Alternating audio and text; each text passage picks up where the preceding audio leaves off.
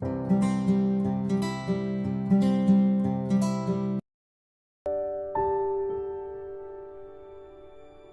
Diogenes ini bukan ndak ada kesempatan. Dia sering ditemui oleh Alexander the Great. Satu ketika Alexander ini datang ke tongnya itu. Diogenes, kamu minta apa? Kekayaan, kekuasaan, jabatan, wis milio tak kasih saat ini juga. Jawabannya Diogenes apa? Stand a little less between me and the sun. Minggiro sithik, aku butuh sinar matahari.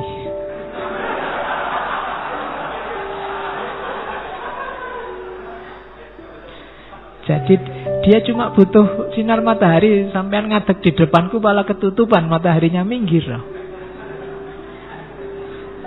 Bayangkan Alexander the Great digituin loh. Penguasa sepertiga dunia menawari apapun yang dia minta. Permintaannya cuma satu, minggir. Karena kamu berdiri di depanku itu nutupi matahari. Jadi ini yang tidak bisa kamu kan. Tiba-tiba Jokowi datang padamu, kamu mau apa? Kamu dikai sepeda, wis sawenenge setengah mati. Iya. Kalau Diogenes cuma, Pak minggir Pak, jangan di depan saya. Aku butuh sinar matahari ini. Jadi, oke. Oh, kalau kamu bisa kayak gini luar biasa. Makanya dia manusia alternatif. Jarang orang kayak gini. Itu saya bawa anekdotnya itu. Satu ketika pas dia di kuburan, dia nyari-nyari tulang. Kebetulan ada Alexander. Kamu nyari apa Diogenes di kuburan? Aku nyari tulang belulangnya ayahmu. Tapi susah aku membedakannya dari tulang belulangnya para budak. Manusia kalau sudah jadi tulang sama saja. Meskipun yang satu raja, yang satu budak. Dan nanti di banyak kesempatan Alexander ini suka sama Diogenes. Meskipun wongnya sakarepe dhewe. Nanti ada banyak nasihat-nasihat dari Diogenes yang saya tidak bisa bawa ke sini. Kapan-kapan saya bawa. Ada tokoh yang bahas Diogenes, mistikus unik juga. Sebenarnya harusnya masuk manusia alternatif, namanya Osho. Tokoh spiritual juga. Itu dia membahas banyak nasihat-nasihatnya Diogenes pada Alexander. Kapan-kapan kita angkat Osho. Sampai Alexander itu bilang, kalau aku bukan Alexander, males aku. Maka aku adalah Diogenes. Jadi dia ingin jadi Diogenes. Setelah dia ngomong gitu, Diogenes ngomong, kalau aku bukan Diogenes, aku berharap aku Diogenes. Ya kan, lo itu orang yang sangat puas, sangat cukup dengan dirinya sendiri. Kalau kamu kan masih pingin jadi apa gitu. Mbok aku dulu lahir jadi anak Jokowi, kan sekarang punya bisnis martabak misalnya. Mbok aku, kamu kan mimpimu pingin jadi macam-macam. Tapi kalau Diogenes karena dia puas dengan dirinya sendiri. Kalau aku bukan Diogenes, ya aku pingin jadi Diogenes. Padahal tadi Alexander itu sudah merendahkan diri. Kalau aku bukan Alexander, aku pengen jadi Diogenes. Nah, itu menunjukkan orang yang, ya memang dia sudah puas dengan dirinya sendiri. Dan orang kayak gini pasti bahagia. Yang bikin kamu tidak bahagia kan kamu banyak tuntutan terhadap dirimu sendiri yang belum terpenuhi. Kalau Diogenes dia sudah puas. Suatu ketika Alexander ini ngobrol sama Diogenes. Diogenes ini, kamu itu ngapain sih kok nyerang ke sana kemari? Lu ya, saya ingin menaklukkan sana, menaklukkan sana, menaklukkan sana. Kalau sudah menaklukkan, ya sudah selesai, targetku beres, aku bisa istirahat. Katanya dia, kalau cuma mau istirahat, mbok itu sudah istirahat sekarang aja, ngapain? Hasilnya apa? Nanti ada cerita katanya, karena terkesan dengan Diogenes ini, Alexander ini kan meninggalnya masih muda, umur 33-an tahun. Jadi dia pesan nanti kalau meninggal tolong tanganku dikeluarkan sebelah dari peti matinya. Tujuannya apa? Biar orang ngerti, orang sebesar aku ini yang menguasai sepertiga dunia, waktu mati ya tidak bawa apa-apa. Nah, itu kesan rumus yang mungkin diperoleh dari Diogenes bahwa kita ini sebenarnya tidak punya apa-apa, tidak bawa apa-apa, lahir nggak bawa apa-apa, mati tidak bawa apa-apa. Jadi maka puaslah jadi dirimu sendiri, jangan terlalu banyak nuntut, terlalu banyak kehendak, nanti kamu kecewa. Oke, kalau sama Plato banyak.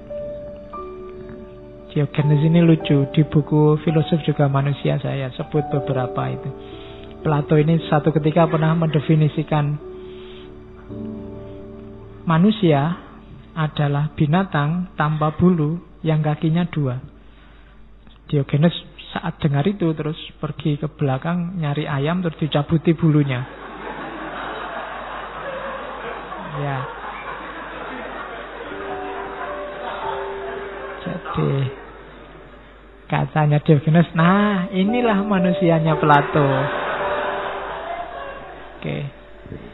Ini sebenarnya sindiran luar biasa pada situasi hari ini yang namanya teori dan ilmu pengetahuan. Teori itu ya seperti itu.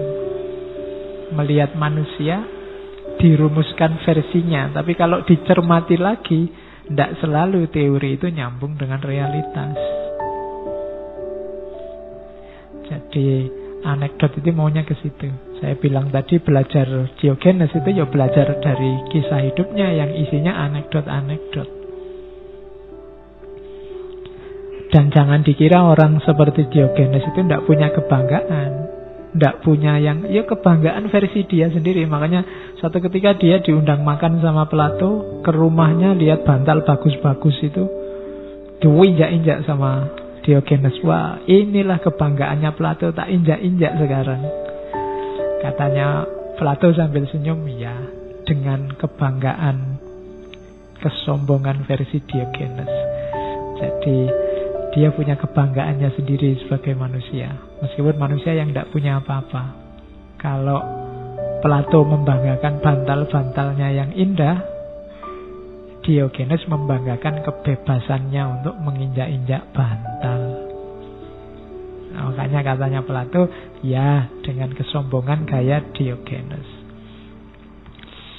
Oke, ada lagi dialognya Diogenes dengan sesama filosof namanya Aristippos. Aristippos ini penjilatnya raja. Satu ketika Aristippos ini lihat Diogenes makan ubi yang tidak enak.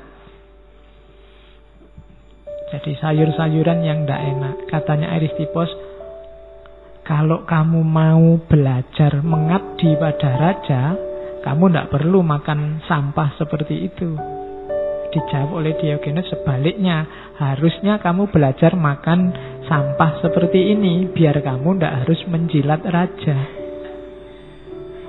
Jadi dibalik oleh Diogenes. Kenapa? Jauh lebih mulia makan ubi daripada menjilat raja. Jadi daripada kamu latihan menjilat, mending latihan makan ubi. Daripada kamu latihan menjilat, mending latihan hidup susah.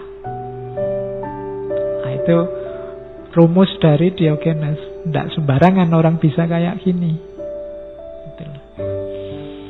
Itu kalau mahasiswa analog dengan daripada kamu nyontek, mending tidak lulus. Kenapa? Karena nilainya jauh.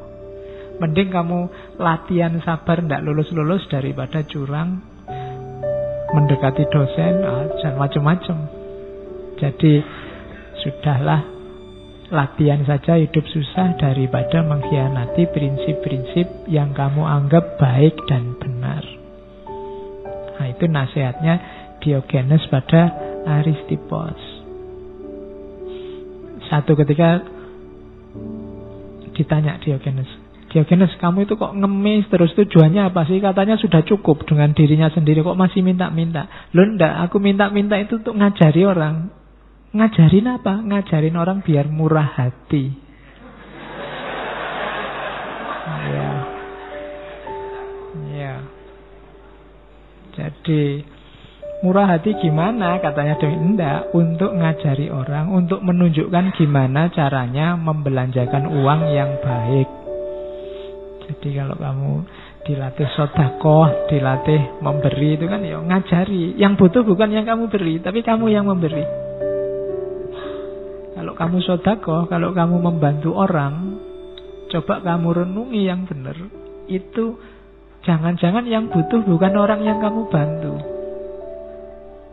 tapi kamu yang bantu. Untuk kepentingan apa? Jiwamu, pertumbuhan moralmu. Diogenes gak ada yang ngasih, tidak masalah. Dia sudah terlatih hidup sengsara.